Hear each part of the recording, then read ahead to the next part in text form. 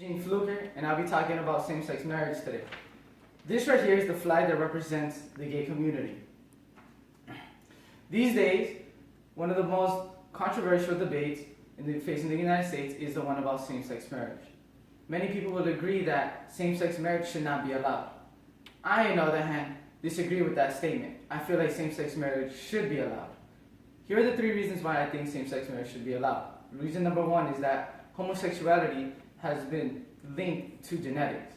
Reason number 2 is that marriage is a civil right. And reason number 3 is that there is no logical reason that same-sex marriage is going to ruin the sanctity of marriage. These are the 3 reasons why I think same-sex marriage should be allowed everywhere in the world. Homosexuality isn't a choice that someone chooses. The studies have shown homosexuality has been linked to genetics.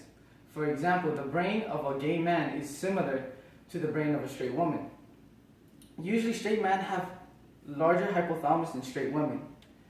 There have been brain scans that were completed for a study, and gay men and straight women have the same size hypothalamus, creating a link between homosexuality and genetics. A study covered by Denise Galin was observed that gay men had symmetrical brains like straight women, whereas lesbians had slightly asymmetrical brains like straight men. Also, the amygdala circuitry of a gay man, is similar to the amygdala circuitry of straight women.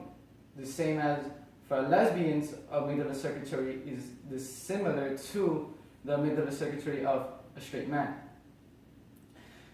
Other than the fact that homosexuality is linked to genetics, why would anyone choose to be gay or lesbian?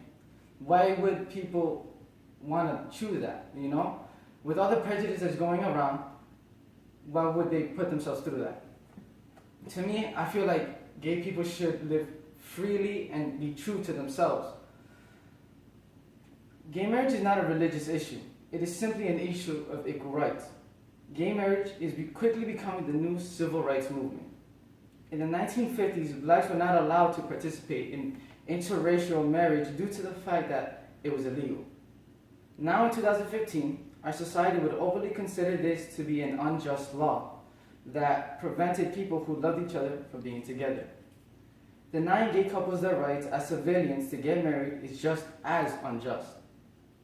Many people like Bishop Gilbert and Reverend Jesse Peterson find it offensive that people compare homosexuality to civil rights movement because they were born black with no control over that. While yes, they were right, same-sex marriage and the civil rights movement are not the same thing, but they do carry the same problem. It is unjust that they are stripping gay marriages from their civil rights, but it is immoral for them to not let someone be happy with their same-sex partner. There's this reason that's going around, there's this idea that's going around that gay marriage is going to ruin the sanctity of marriage. Stats show that 50% of marriages end in divorce.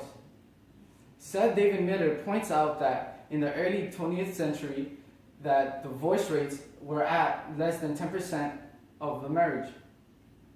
Getting divorced was much harder back then, only because you had to have a good reason. No-fault divorce made it easier, so divorce rates skyrocketed. Couples from the 1950s and earlier are mostly still together because of the belief of fixing broken things and not throwing it away.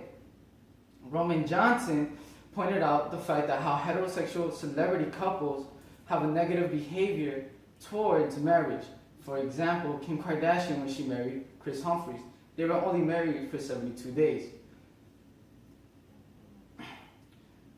So was it okay that she was a woman marrying a man, but the gay couples that have been together for a long time are denied a right because of their gender? Couples who committed adultery and who are abusive to their partner, is that not much worse? Is it justified because it's a man and a woman? Heterosexual couples already destroyed the sanctity of marriage. If they work so hard to be together and married, why would they be the ones to destroy the sanctity of marriage? If so, they would work harder to make their marriage last because of all the obstacles they had to go through. No matter how people rationalize it, it is wrong for us to try to stop them from doing the things they want to do because they are civil liberties. Who are we to tell gay people that they cannot marry who they want to marry? Thank you.